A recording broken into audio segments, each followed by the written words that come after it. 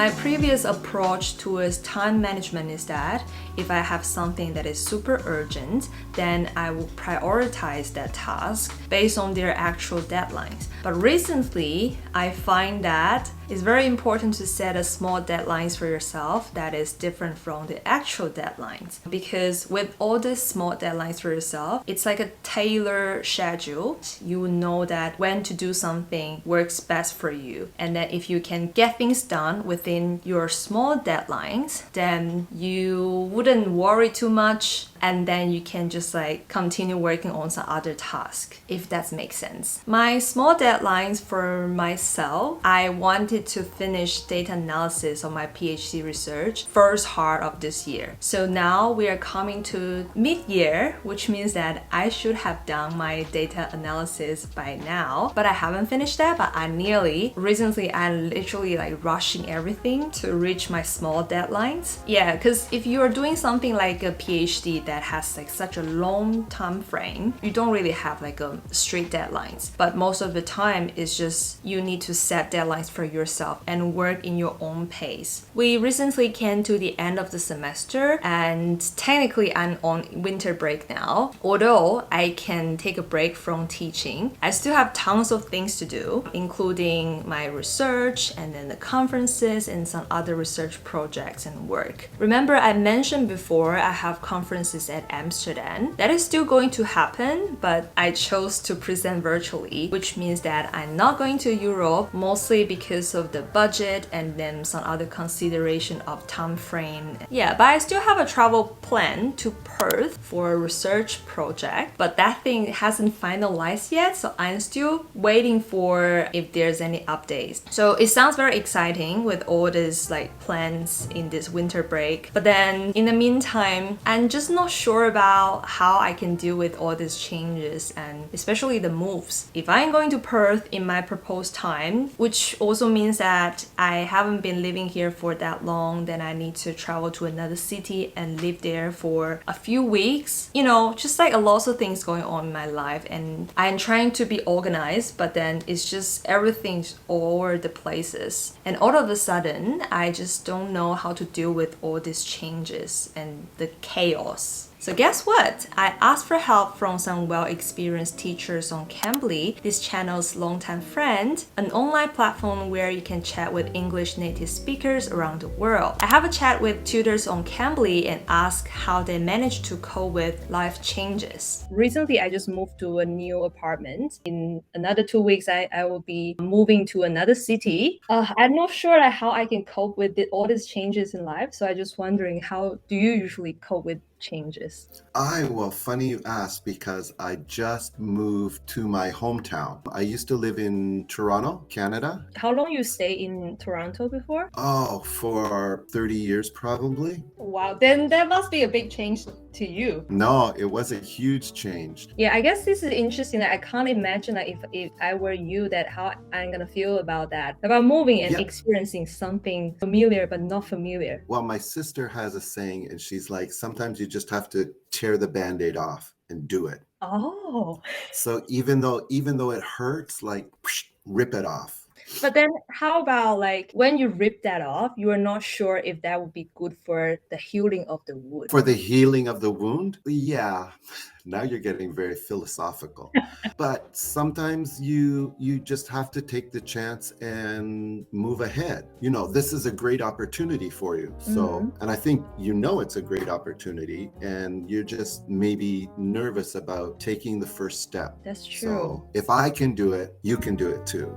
You're more than welcome to check out Cambly, and they recently introduced group lessons that allow up to 3 students to attend classes together, which means that you can bring your friend along and practice English with a native speaker. As the saying goes, the only thing that doesn't change is the change itself. I guess I can't do that much apart from accepting the fact that changes are gonna happen anyway. And I guess we will find that kind of comfort and the stillness one day if we keep seeking what we want and learning to adapt to the changes. Anyway, I need to make a lunch now.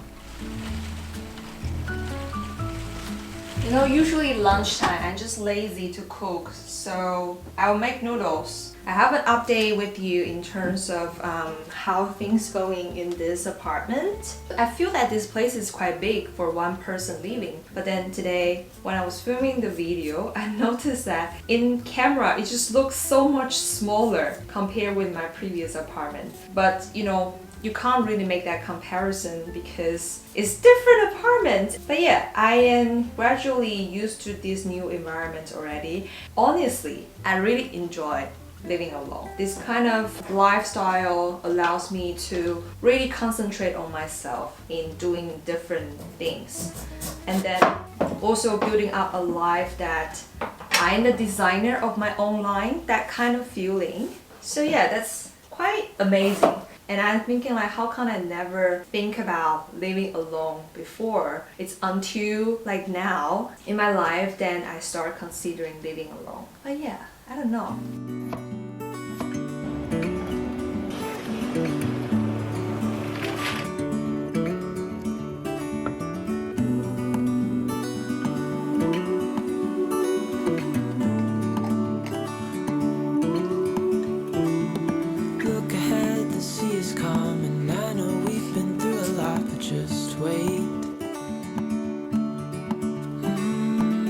For better days to come and carry us like wind in our sails.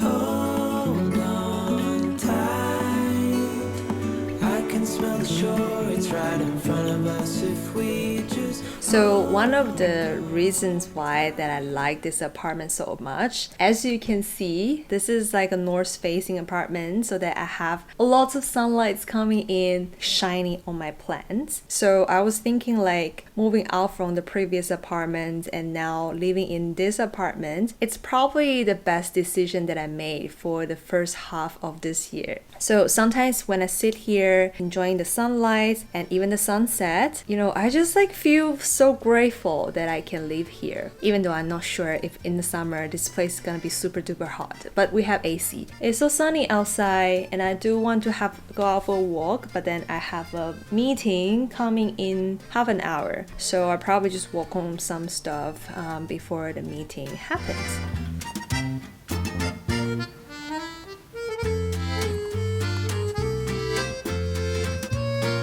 How are you doing? I'm good, how are you? I'm very well. Hello, good afternoon. Isabel, you have a lot of guitars at the back. That's cool. I also have one here, but it's a small one. Oh, that's so cute. Yeah, it's like a travel size guitar. That's why it's really small. Oh, nice.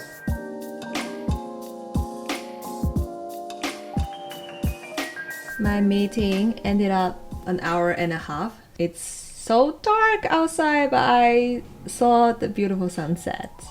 After a day of sitting at home, I felt the urge to move my body, so I went out for a Pilates class with my friend Celia. Lately, I have been so obsessed with Pilates. It's a kind of workout requires lots of control and it's good for training your balance and core strengths. Practicing Pilates at a studio is quite different from doing it at home alone on a mat. When you're surrounded by a bunch of people who also like working out, you are more likely to stay motivated and keep moving your body. After we finished the Pilates class, we went to Dodi again for some delicious Thai food, and we finished the day by walking around in Melbourne and fueling Rising Festival. And that's all for today's video. I hope you enjoy and I will see you in the next one. Bye!